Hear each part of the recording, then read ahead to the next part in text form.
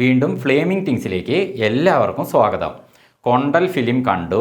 അപ്പോൾ ഇതിൻ്റെ director Ajith Mampally, writers Ajith Mampally, Roylin Robert and Sathish തുണയ്ക്കൽ.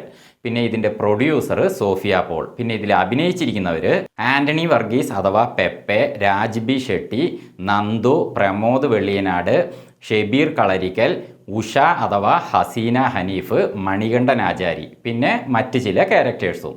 കടലിൻ്റെ മക്കളുടെ കഥ പറയുന്ന സിനിമയാണിത്.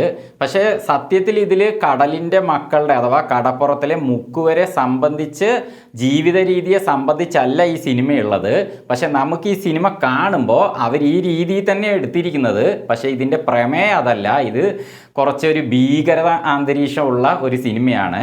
പക്ഷേ നമുക്ക് ഈ സിനിമ കാണുമ്പോൾ കടലിൻ്റെ മക്കളുടെ ആ ഒരു ജീവിതവും അതേപോലെ അവരുടെ സംസാര രീതിയും പിന്നെ അതേപോലെ അവരുടെ യാതനകളും കഷ്ടതകളും ഒക്കെ ഈ സിനിമയിൽ അവർ വരച്ച് കാണിച്ചിട്ടുണ്ട്. അപ്പോൾ ഞാൻ കടയിൽ പോയിട്ട് മീനൊക്കെ മേടിക്കുന്ന സമയത്ത് പലതരം മീനുകൾ വെച്ചിട്ടുള്ളതായിട്ട് നമുക്കറിയാം. അപ്പോൾ അതിൽ ഞാൻ ആലോചിക്കും, ഇതിനൊക്കെ എന്തിനാ ഓരോന്നിനും ഓരോ വില? അപ്പോൾ എല്ലാറ്റിനും കടലിൽ നിന്ന് തന്നെയല്ലേ പിടിച്ചിട്ട് വരുന്നത്, അപ്പോൾ എന്താ അത്ര വില എന്ന്. പക്ഷേ ഈ സിനിമ കണ്ടപ്പോഴാണ്, ഇവരിതിൽ മീൻ പിടിക്കുന്നതൊക്കെ കാണുമ്പോഴാണ്, അവരുടെ ആ കഷ്ടതകളും കാര്യങ്ങളൊക്കെ അറിഞ്ഞപ്പോഴാണ് ശരിക്കും ഇതിന് നല്ല വില കൊടുത്ത് വാങ്ങേണ്ട സാധനം തന്നെയാണെന്ന് എനിക്ക് തന്നെ ഒരു ഫീലിംഗ് ഉണ്ടായത്. അവരെങ്ങനെയാണ് പിടിക്കുന്നതെന്നൊന്നും നമുക്ക് യഥാർത്ഥത്തിൽ അറിയില്ല. പക്ഷേ ഈ സിനിമയിൽ കാണുമ്പോൾ നമുക്ക് മനസ്സിലാവും ഇവർക്ക് നല്ല ബുദ്ധിമുട്ടാണെന്ന്. കാരണം കടലിൻ്റെ നടുകടലിൽ പോയതിന് ശേഷം പെട്ടെന്ന് മഴയൊക്കെ വല്ലാതെ ശക്തമായി പെയ്തു കഴിഞ്ഞാൽ അവർ ജീവൻ പണയം വെച്ചിട്ട് തന്നെയാണ് ഈ പണി എടുക്കുന്നത് എന്ന് നമുക്ക് ഈ സിനിമ കാണുമ്പോൾ അതിൻ്റെ ഒരു ഫീലിംഗ് എനിക്ക് ഈ സിനിമയിൽ നല്ലപോലെ അനുഭവപ്പെട്ടു. അതാണ് ഞാനത് പ്രത്യേകം പറയാൻ കാരണം. പക്ഷെ അതൊന്നുമല്ല ഈ സിനിമയുടെ പ്രധാന പ്രമേയം കേട്ടോ, വേറെയാണ്. അത് ഞാൻ പറയാം. അപ്പോൾ ഇങ്ങനത്തെ കാര്യങ്ങൾ ഒക്കെ ഈ സിനിമയിൽ നമുക്ക് ശരിക്കും മനസ്സിലാക്കാൻ പറ്റും. ഈ സിനിമയുടെ ഒരു കുറച്ച് ഭാഗം കരയിലാണ് ചിത്രീകരിച്ചിരിക്കുന്നത്. അത് കഴിഞ്ഞിട്ട് ഒരു 80% നടുകടലിൽ ബോട്ടിലാണ് ഈ സിനിമ ചിത്രീകരിച്ചിരിക്കുന്നത്. അപ്പോൾ കരയിൽ കാണിക്കുന്ന ഭാഗത്ത് ഉഷയ്ക്ക് നല്ലൊരു ക്യാരക്ടർ ഉണ്ട്, ഒരു സ്ട്രോങ് ക്യാരക്ടറാണ്.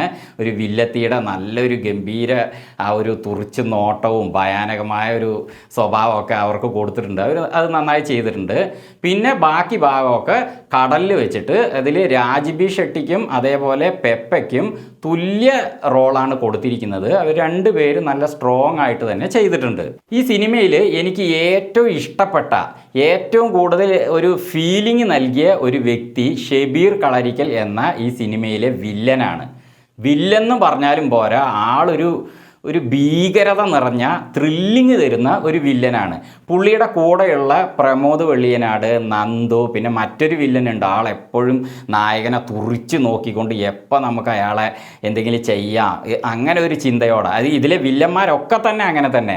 നായകനെ എപ്പോൾ എന്തെങ്കിലും ഒരു പണി കൊടുക്കാം, എങ്ങനെ അവസാനമാകുമ്പോഴേക്കും അയാളെ എങ്ങനെ കൊല്ലാം, അങ്ങനെയൊക്കെ ഇവർ വല്ലാത്ത ഭീകരാന്തരീക്ഷം ഉള്ളിൽ വെച്ചുകൊണ്ടേയിരിക്കുകയാണ്. അപ്പോൾ ഇവരുടെ നോട്ടവും ഭാവവും അതേപോലെ ഇവരുടെ നിന്നുള്ള പെരുമാറ്റം ഒക്കെ തന്നെ നമുക്ക് വല്ലാത്തൊരു ഭീകരത തോന്നിപ്പിക്കുന്നുണ്ട്. അതിൽ ഈ സിനിമ നന്നായിട്ട് വിജയിച്ചിട്ടുണ്ട്. വില്ലന്മാരെ നല്ല ശക്തരായി കാണിക്കാൻ ഈ സിനിമ നന്നായിട്ട് വിജയിച്ചിട്ടുണ്ട്. അതിനനുസരിച്ച് സ്ട്രോങ് ആയിട്ട് തന്നെ നായകനും വേണം. അപ്പം നായകൻ പെപ്പെ അതിനനുസരിച്ച് തന്നെ കട്ടക്കി നിന്നിട്ടുണ്ട്. നായകൻ്റെ ഉള്ളിലെ ഒരു നിഗൂഢ സത്യം അയാൾക്ക് അറിയാനുണ്ട്. അയാൾ അത് എവിടെയൊക്കെയോ അന്വേഷിക്കുന്നുണ്ട്. പക്ഷേ അത് പിന്നെ യാദൃച്ഛികമായിട്ട് ഈ ബോട്ടിൽ നിന്ന് അയാൾക്ക് അറിയാനൊരു സാധ്യത വരുന്നു. പിന്നെ അത് വില്ലന്മാരിൽ നിന്ന് അറിയാൻ വേണ്ടിയിട്ടുള്ള ശ്രമം. അപ്പോൾ വില്ലന്മാരാണെങ്കിലോ ഞാൻ നേരത്തെ പറഞ്ഞ പോലെ ഇയാളെ എപ്പോഴും തുറിച്ച് നോക്കിക്കൊണ്ടും ഭീഷണി പോലെയും അങ്ങനെ പോവാണ്. അപ്പോൾ അവസാനം ഇതെന്താണ് നിഗൂഢത എന്ന് കാണിക്കുന്നുണ്ട്. അപ്പോൾ അതിൻ്റെ പുറകെ വരുന്ന ഫ്ലാഷ് ബാക്ക് കാണിക്കുന്നുണ്ട്. അപ്പോൾ രാജ്ബി ഷെട്ടിയുടെ ക്യാരക്ടർ ഈ സിനിമയിൽ ഫ്ലാഷ് ബാക്കിലൂടെയാണ് വരുന്നത്. അപ്പോൾ ഫ്ലാഷ് ബാക്കിലൂടെ കക്ഷി നന്നായിട്ട് ചെയ്തിട്ടുണ്ട് കേട്ടോ. അതായത് പെപ്പയ്ക്ക് തുല്യനായ ഒരു റോളാണ് രാജ്ബി ഷെട്ടിക്ക് ഉള്ളത്. ആൾ നന്നായി ചെയ്തിട്ടുണ്ട്. ഇവർ രണ്ടുപേരും ഇതിലെ ഹീറോസാണ്. അങ്ങനെ ആ നിഗൂഢ സത്യം എന്താണെന്ന് നമ്മൾ ഫ്ലാഷ് ബാക്കിലൂടെ അറിഞ്ഞതിന് ശേഷം അത് ആര് എങ്ങനെ സംഭവിച്ചു എന്നുള്ളതൊക്കെ അറിയാൻ വേണ്ടിയിട്ടുള്ള നായകൻ്റെ ആ ഒരു പിന്നെ മുന്നോട്ടുള്ള പോക്ക്. അപ്പോൾ വില്ലന്മാരാണെങ്കിലും അത് വിട്ടുകൊടുക്കുന്നേ ഇല്ല എന്താണെന്നുള്ളത്. പക്ഷേ നായകൻ ഇത് അറിഞ്ഞതോടെ നായകനെയും വകവരുത്താനുള്ള പിന്നെ ഒരു തീരുമാനം. പിന്നെ അങ്ങനെയാണ് ഈ സിനിമ പോകുന്നത്. അതുകൊണ്ട് തന്നെ നമുക്ക് കാണുമ്പോൾ എപ്പോഴും ഇനി അടുത്ത സീൻ എന്ത്, ഇപ്പം അത് സംഭവിക്കുമോ, കുറച്ച് കഴിഞ്ഞ് അത് സംഭവിക്കുമോ, അങ്ങനെ ഒരു ഫീലിംഗ് നമുക്ക് ഈ സിനിമ തരുന്നുണ്ട്. അതിൻ്റെ ഇടയ്ക്ക് കടലിൽ ഒരു ഭീകരനായ സ്രാവ് വരുന്നു. ആ ഭീകരനായ സ്രാവിൻ്റെ ഒപ്പം ഒരു മൽപ്പിടുത്തം, പിന്നെ അത് എന്ത് സംഭവിച്ചു എന്നുള്ളത്, ആ സ്രാവ് ആരെയൊക്കെ എന്ത് ചെയ്തു എന്നുള്ളത്, അങ്ങനെ കുറച്ച് കാര്യങ്ങളും ഇതിൽ വരുന്നുണ്ട്. അതൊക്കെ നല്ല ത്രില്ലിങ്ങോടെയും അതേസമയം നമുക്ക് നല്ല രീതിയിൽ ആസ്വദിക്കാൻ പറ്റുന്ന രീതിയിൽ തന്നെ എടുത്തിട്ടുണ്ട്. അപ്പോൾ വില്ലന്മാരുടെ ആ ഭീകരതയ്ക്കും അതേപോലെ ആ ഹീറോയുടെ ആ കട്ടയ്ക്കുള്ള നിൽപ്പും സ്ട്രോങ് നിൽപ്പും അതിനോടൊപ്പം തന്നെ അതിന് മ്യൂസിക്കും ഇതിൽ കൊടുത്തിട്ടുണ്ട്. ആ മ്യൂസിക് കൊണ്ട് തന്നെ ആ ഭീകരാന്തരീക്ഷം നമുക്ക് ഒന്നുകൂടി നല്ലപോലെ ഫീൽ ചെയ്യുന്നുണ്ട്. സിനിമയെക്കുറിച്ചുള്ള എൻ്റെ അഭിപ്രായം ത്രില്ലിങ്ങോടെ നമുക്ക് ഈ സിനിമ കണ്ടിരിക്കാം, കുഴപ്പമില്ല. പിന്നെ ഇതിൻ്റെ നെഗറ്റീവ് വശമായിട്ട് എനിക്ക് തോന്നിയത് നിഗൂഢ സത്യം എന്താണെന്ന് വെളിച്ചത്ത് വന്നതിന് ശേഷം നായകൻ അതിനുള്ള ആക്ഷൻ പെട്ടെന്ന് എടുക്കണമല്ലോ, അതെടുക്കാതെ ഇങ്ങനെ വഴുകിച്ച് പോവുകയാണ്. പതുക്കെ ആയിട്ടേ ആള് മുന്നോട്ട് പോകുന്നുള്ളൂ. എന്താണെന്നുള്ളത് പെട്ടെന്നൊരു തീരുമാനം എടുക്കണ്ടേ, പെട്ടെന്നൊരു ആക്ഷൻ എടുക്കണ്ടേ, അതില്ലാതെ ഇങ്ങനെ പതുക്കെ കൊണ്ടുപോകുന്നത് ഒരു സുഖമില്ലാതെ എനിക്ക് തോന്നി.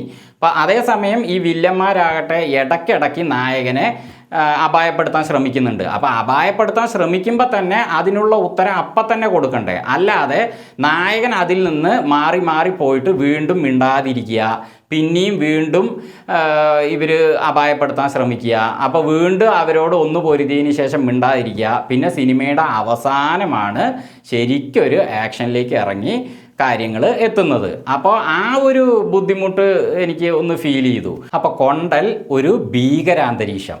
വീണ്ടും മറ്റൊരു വീഡിയോയുമായി ഞങ്ങൾ വരുന്നത് വരെ ഫ്ലേമിംഗ് തിങ്സിൽ നിന്ന് ബൈ.